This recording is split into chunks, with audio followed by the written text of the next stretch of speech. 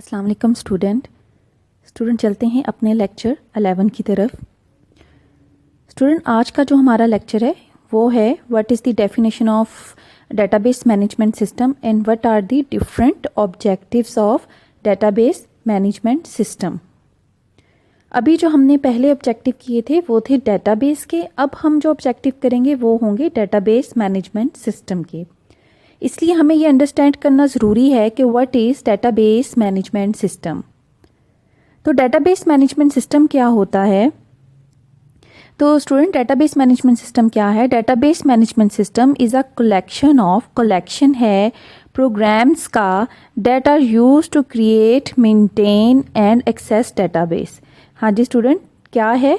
Database system जो है एक कलेक्शन है ऐसे प्रोग्राम्स का। यहाँ पे प्रोग्राम्स का क्या मतलब है कि ऐसे सॉफ्टवेयर्स का डेटा यूज टू क्रिएट, जो हम बनाते हैं क्रिएट करने के लिए कि हम डाटा को उसमें बना सकें, क्रिएट कर सकें, मेंटेन, डाटा को मेंटेन रख सकें, मीन्स डाटा को मॉडिफाई कर सकें, उसमें चेंजेस कर सकें according to the scenario and access कर सकें, मीन जब भी हमें डाटा की ज़रूरत हो हम डाटाबेस ले सकें। This is called database management system.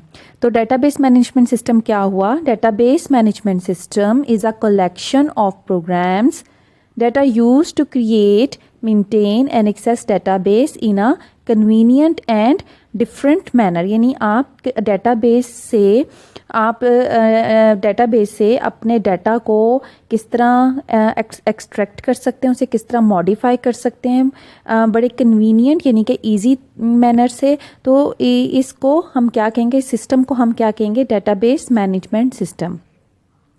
This software is used to store, modify and extract information from database. ये इसकी एक और डेफिनेशन है, यानी कि ये एक ऐसा सॉफ्टवेयर होता है जिसे यूज्ड किया जाता है टू स्टोर करने के लिए। यानी कि डाटा को स्टोर का मतलब क्या है कि जब आपने डेटाबेस को कहीं पर इकट्ठा करना है, कलेक्ट करना है, तो डेटाबेस को स्टोर करने के लिए, मॉडिफाई यानी कि अगर आपने कोई भी चेंजेस करनी है किसी डाटा के अंदर तो मॉडिफाई करने के लिए, एक्सट्रैक्ट तो जो चीज़ आपने स्टोर की है जब आपको ज़रूरत पड़ेगी उसको दोबारा से हासिल करना, यानी उसे एक्सट्रैक्ट करना इंफॉर्मेशन को डेटाबेस में। तो दिस सॉफ्टवेयर इज़ यूज्ड, ये सॉफ्टवेयर यूज़ किया जाता है टू स्टोर करने के लिए, मॉडिफाई करने के लिए और एक्सट्रैक्ट इंफॉर्मेशन को फ्रॉम डेटाबेस से। तो इसके लिए हम डेटाबेस मैनेजमेंट सिस्टम जो है वो यूज़ करेंगे।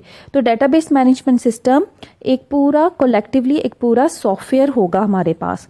इन other word we can say that DBMS is used in manipulation of data. तो हम ये कह सकते हैं कि DBMS जो डेटाबेस मैनेजमेंट सिस्टम है ये एक ऐसा सॉफ्टवेयर है जो कि डाटा की मैनिपुलेशन के लिए इस्तेमाल होता है। डाटा की मैनिपुलेशन क्या है यूज़र? डाटा की मैनिपुलेशन का मतलब है कि हम डाटा पे कलेक्शन कर सकते हैं, इसको स्टोर करेंगे, इस पर डिफरेंट फार्मूलाज अप्लाई करेंगे और जब हमें ज़रूरत होगी हम डाटा को दोबारा से हासिल करेंगे। This is all called data manipulation. तो DBMS एक ऐसा सॉफ्टवेयर होता है जो डाटा मैनिपुलेशन के लिए यूज होता है।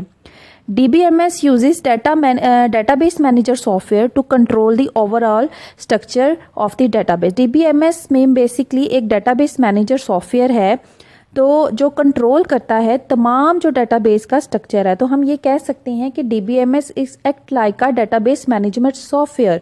ये डेटाबेस मैनेजर सॉफ्टवेयर है। डेटाबेस मैनेजर सॉफ्टवेयर मीन्स ऐसा सॉफ्टवेयर जो डाटा को मैनेज करेगा। तो हम डेटाबेस के स्ट्रक्चर को मैनेज करने के लिए हम डेटाबेस मैनेजमेंट सिस्टम को यूज़ करेंगे। DBMS normally used by different organisation for different purpose. जो DBMS है वो इसको यूज़ किया जाता है, डिफरेंट ऑर्गेनाइजेशन यूज़ करती हैं फॉर डिफरेंट पर्पस। लेकिन स्टूडेंट हर ऑर्गेनाइजेशन का जो डाटा होता है वो डिफरेंट होता है। हर ऑर्गेनाइजेशन की डाटा की जो नीड होती है वो डिफरेंट होती है, इसलिए जो DBMS सॉफ्टवेयर होगा वो भी हर ऑर्गेनाइजेशन के लिए डिफरेंट होगा। मीन्स अगर मैं कॉलेज की बात करूं तो कॉलेज के लिए जो सॉफ्टवेयर डेटाबेस का चाहिए उसकी रिक्वायरमेंट और हैं, जो हॉस्पिटल्स के लिए सॉफ्टवेयर चाहिए होता है डेटाबेस मैनेजमेंट सिस्टम का उसकी रिक्वायरमेंट्स कोई और होती हैं। इसी तरह हर जो ऑर्गेनाइजेशन होती है उनका जो डेटाबेस मैनेजमेंट सिस्टम होता है वो अलग होता है और उसका एक अपना मकसद होता है। There are many different types of database management system software are available in the market। अगर हम मार्केट में जाएं तो हमें डिफरेंट तरह के सॉफ्टवेयर जो हैं मिल जाएंगे। बहुत सारे सॉफ्टवेयर्स अवेलेबल हैं मार्केट के अंदर, ranging from small to huge. Small software हम पर्सनल यूज़ के लिए होते हैं जहाँ पे डाटा स्मॉल होता है, और ह्यूज सिस्टम जहाँ पे बहुत ज़्यादा डाटा की रिक्वायरमेंट होती है, उन जैसे बड़ी बड़ी इंडस्ट्रीज़ होती हैं तो उनके लिए भी सॉफ्टवेयर जो हैं वो मार्केट में अवेलेबल हैं। तो हमारे पास कई DBMS सॉफ्टवेयर जो हैं वो अवेलेबल हैं जो कि टैकल करते हैं स्मॉल यूज़र की नीड को भी और ह्यूज डाटा नीड को भी। तो स्टूडेंट ये था डेटाबेस मैनेजमेंट सिस्टम। तो हमने देखा कि डेटाबेस मैनेजमेंट सिस्टम क्या है। ये एक ऐसे प्रोग्राम्स हैं, ऐसे सॉफ्टवेयर है जो कि डाटा को क्रिएट करने के लिए, मेंटेन करने के लिए और एक्सेस करने के लिए डेटाबेस से यूज़ होता है। नेक्स्ट चलते हैं। नेक्स्ट जो हमारा टॉपिक है वो है objectives of the DBMS। Database management system के क्या ऑब्जेक्टिव्स हैं? तो स्टूडेंट यही ऑब्जेक्टिव्स जो हैं, these objectives are the beauty of the database, क्योंकि यही वो ऑब्जेक्टिव्स हैं जो डेटाबेस मैनेजमेंट सिस्टम को आप समझ लें कि प्रोमिनेंट करते हैं, जिसकी वजह से हम डेटाबेस मैनेजमेंट सिस्टम को यूज़ करते हैं। तो ये जो ऑब्जेक्टिव्स हैं ये कौन कौन से हैं? इनमें सबसे पहला जो हमारे पास ऑब्जेक्टिव है वो है शेयरेबिलिटी। जो सेकंड हमारे पास ऑब्जेक्टिव है वो है अवेलेबिलिटी। जो थर्ड ऑब्जेक्टिव है वो है वॉलेबिलिटी, और जो हमारे पास फोर ऑब्जेक्टिव है वो है डाटा इंटीग्रिटी। अब हम वन बाय वन इन तमाम ऑब्जेक्टिव को डिस्कस करते हैं। जी स्टूडेंट, जो सबसे पहला हमारे पास ऑब्जेक्टिव है वो है शेयरेबिलिटी। जैसे कि नाम से ही ज़ाहिर है कि शेयरेबिलिटी, शेयर करना, डेटाबेस के अंदर ये फैसिलिटी है कि हम उसको शेयर कर सकते हैं, ब्यूटी है डेटाबेस की। Ability to share data ability to share data is fundamental objective of the database management system।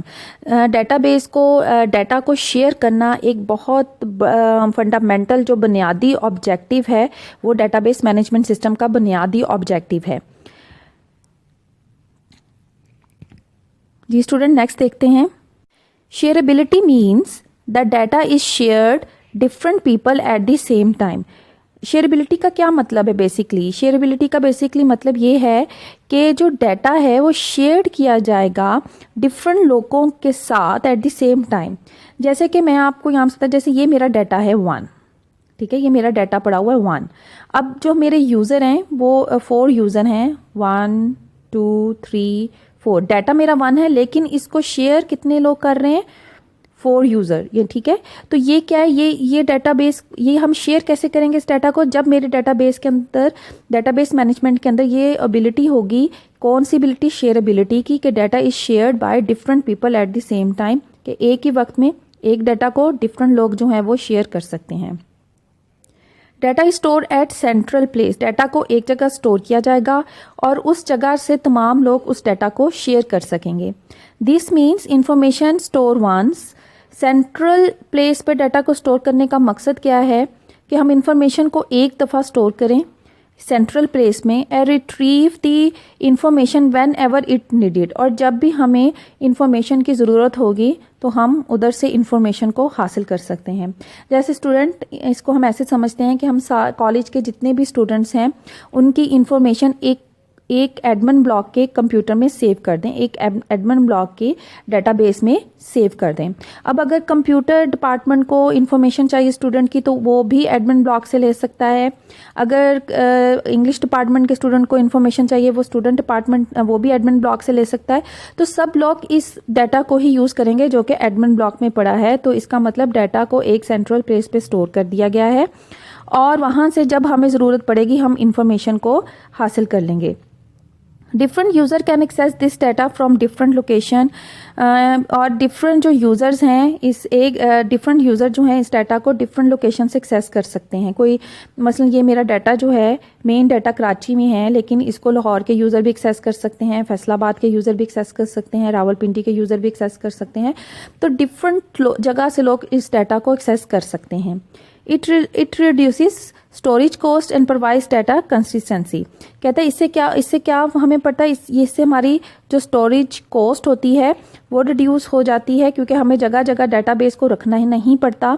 हमें मुख्तलिफ जगहों पे डाटाबेस, अगर हम मुख्तलिफ जगहों पे डाटाबेस रखेंगे तो हमारी स्टोरेज कॉस्ट बढ़ जाएगी, तो वो कम हो जाती है जब हम एक ही जगह डाटा रखते हैं, और हमारा डाटा कंसिस्टेंट हो जाता है क्योंकि हमारा डाटा एक जगह ही पड़ा है, जिसकी वजह से क्या होता है कि हमारा डाटे में अगर हमने कोई चेंज करना है तो हमें जगह जगह चेंज नहीं करना पड़ता, तो रिडंडेंसी का जो प्रॉब्लम है वो नहीं आता। ठीक है, हमारा डाटा कंसिस्टेंट हो जाता है। सेकंड ऑब्जेक्टिव की तरफ चलते हैं, और हमारा सेकंड ऑब्जेक्टिव है availability. Availability means user must be able to access data and DBMS easily, यानी कि यूज़र जो है DBMS से जो डाटा है वो बहुत ईज़िली जो है वो हासिल कर सकता है। लेकिन यूज़र को जब ज़रूरत होगी वो उस टाइम डाटा उसको मिलना चाहिए। जिस टाइम यूज़र को डाटा की ज़रूरत है और उसको डाटाबेस से डाटा नहीं मिल रहा, तो फिर उसको बाद में उस डाटा का कोई यूज़ भी नहीं रहता। इसलिए अवेलेबिलिटी का क्या मतलब है, जब यूज़र को यूज़ हो उसको डाटा अवेलेबल हो।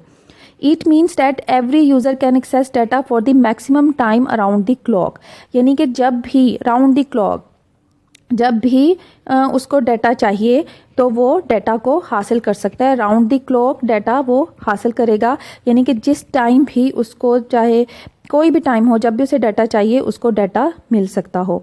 The data should be available when and where it required. ठीक है, जहाँ पे भी उसको डाटा मिले, ठीक है, जब भी उसको टाइम पे डाटा मिले, जब भी उसे चाहिए, जहाँ चाहिए, तो वो उस डाटा को हासिल कर सकता है। स्टूडेंट, यहाँ पे रिक्वायर्ड के स्पेलिंग में मिस्टेक है, काइंडली इसे नोट कर लीजिएगा। नेक्स्ट देखते हैं अवेलेबिलिटी। स्टूडेंट, अवेलेबिलिटी का क्या मतलब होता है? Availability means that DBMS should provide facility to change the database due to increase in user requirement or change in technology. Student, हमारी टेक्नोलॉजी दिन ब दिन बढ़ती जाती है, हमारी एक ऑर्गेनाइजेशन की जो रिक्वायरमेंट होती हैं वो भी वक्त के साथ साथ बढ़ जाती हैं। तो डाटाबेस के अंदर ये फैसिलिटी होनी चाहिए। डाटाबेस का एक ऑब्जेक्टिव है या ये वो फैसिलिटी देता है कि जब यूज़र की रिक्वायरमेंट इंक्रीज़ होती हैं या एक ऑर्गेनाइजेशन की रिक्वायरमेंट इंक्रीज़ होती हैं तो वो अपनी डाटाबेस में चेंजेस भी कर सकता है, उसको बढ़ा सकता है। मसलन पहले हमारे कॉलेज में 500 स्टूडेंट थे, फिर 1000 हो गए, तो मेरी डाटाबेस के अंदर ये फैसिलिटी होनी चाहिए कि वो जब ज़्यादा स्टूडेंट आ रहे हैं तो उनका डाटा भी उसके अंदर सेव हो सके।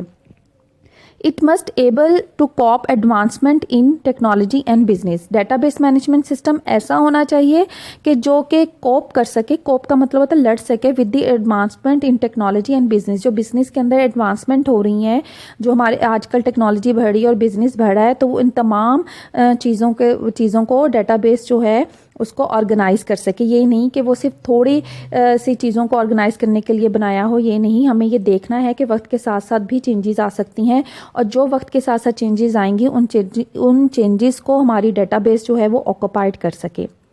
इट में द चेंज इन डाटाबेस में अकर इन 2 वेज। जो डाटाबेस में हम चेंज कर सकते हैं वो 2 तरीकों से हो सकती है। चेंज बाय कंटेंट्स और स्ट्रक्चर। हम डाटाबेस में चेंज करते हैं, हो सकता है हमने डाटाबेस के कंटेंट्स में चेंज करना हो, यानी कंटेंट्स का मतलब है जैसे कि कोई डाटाबेस में कोई स्टूडेंट्स के रोल नंबर चेंज करना है या स्टूडेंट का एड्रेस चेंज करना है, तो हो सकता है इसके कंटेंट्स में चेंज करना पड़े मुझे, या स्ट्रक्चर हो सकता है मुझे डाटाबेस के स्ट्रक्चर में चेंज करना पड़े। फॉर एग्जाम्पल, यानी कि पहले मैंने जो नेम की फील्ड साइज थी वो 15 रखी थी, फिर मुझे 20 रखनी पड़े। तो इस तरह मुझे डाटाबेस के स्ट्रक्चर में भी चेंज करना पड़ सकता है और डाटाबेस के कंटेंट्स में भी वक्त के साथ साथ चेंज करना पड़ सकता है। लेकिन डाटाबेस के अंदर, डाटाबेस मैनेजमेंट सिस्टम में ये खूबी होनी चाहिए कि वो इन चेंजेस को ऑक्यूपाइड कर सके। तो स्टूडेंट, ये तो था हमारा 3rd ऑब्जेक्टिव। अब हम चलते हैं अपने 4th ऑब्जेक्टिव की तरफ, जो कि है डाटा इंटीग्रिटी। तो स्टूडेंट डाटा इंटीग्रिटी का क्या मतलब होता है? Database integrity ensure that data enter in the database is accurate and consistent. Data integrity का मतलब ये होता है कि जो भी हम डेटाबेस में एंटर करेंगे वो करेक्ट होना चाहिए और वो एक्यूरेट होना चाहिए। कोई भी गलत डाटा हम डेटाबेस में एंटर ही ना कर सकें। अगर हम डेटाबेस में गलत डाटा एंटर करेंगे तो डेटाबेस में एरर आएंगे जिससे हमारी डेटाबेस ख़राब हो सकती है। इसलिए डेटाबेस मैनेजमेंट सिस्टम का ऑब्जेक्टिव ये है कि वो इंश्योर करे कि इसके अंदर डाटा इंटीग्रिटी हो।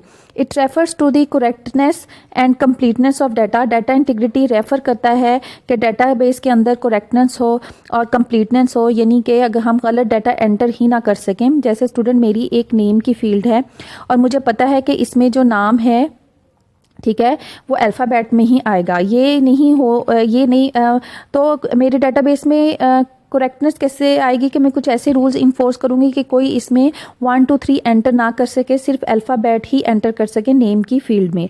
तो इस तरह के कुछ रूल्स को इन्फोर्स करना, इस तरह के कंस्ट्रेंट्स लगाना, ये ताकि हमारे डेटाबेस में डाटा इंटीग्रिटी आ सके, डेटाबेस मैनेजमेंट सिस्टम का काम है।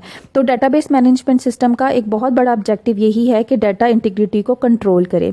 और जब हमारे पास डाटा इंटीग्रिटी पे कंट्रोल हो जाता है तो हमारा डाटा स्टूडेंट कंसिस्टेंट हो जाता है और एक्यूरेट हो जाता है।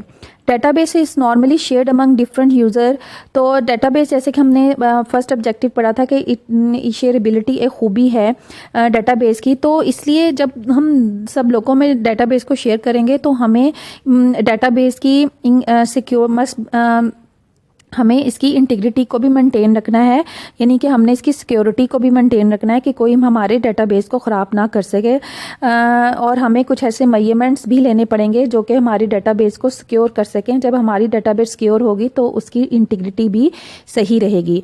तो डेटाबेस मैनेजमेंट सिस्टम जो है ये तमाम चीज़ें हमें प्रोवाइड करता है, सिक्योरिटी प्रोवाइड करता है ताकि हमारी डाटा की इंटीग्रिटी जो है वो कायम रहे। It related to the quality of data, और डाटा इंटीग्रिटी से ही हमें डाटा की क्वालिटी हमारे सामने आती है, यानी कि जितनी अच्छी डाटा इंटीग्रिटी होगी उतना ही अच्छी डाटा की क्वालिटी होगी, उतना ही परसिस्टेंट और करेक्ट डाटा हमें मिलेगा। तो स्टूडेंट ये तो थे हमारे 4 ऑब्जेक्टिव्स जो कि डेटाबेस मैनेजमेंट सिस्टम के ऑब्जेक्टिव्स थे। ये लॉन्ग क्वेश्चन आपने इसका तैयार करना है। Right the different objectives of database management system. Database management system के ऑब्जेक्टिव्स क्या हैं, आपने एज अ शॉर्ट क्वेश्चन भी इसको तैयार करना है और लॉन्ग क्वेश्चन जो है वो आपने मुझे असाइनमेंट के तौर पर व्हाट्सअप भी करना है। तो स्टूडेंट ये तो था हमारा आज का लेक्चर। मुझे उम्मीद है कि आपको डेटाबेस के ऑब्जेक्टिव्स जो हैं वो बहुत अच्छे तरीके से समझ आ गए होंगे। अगर आपको कोई कन्फ्यूजन है तो आप मुझे कमेंट बॉक्स में लिखकर बता भी सकते हैं। Thank you so much for watching my lecture. इंशाल्लाह अब मिलेंगे अपने नेक्स्ट लेक्चर में।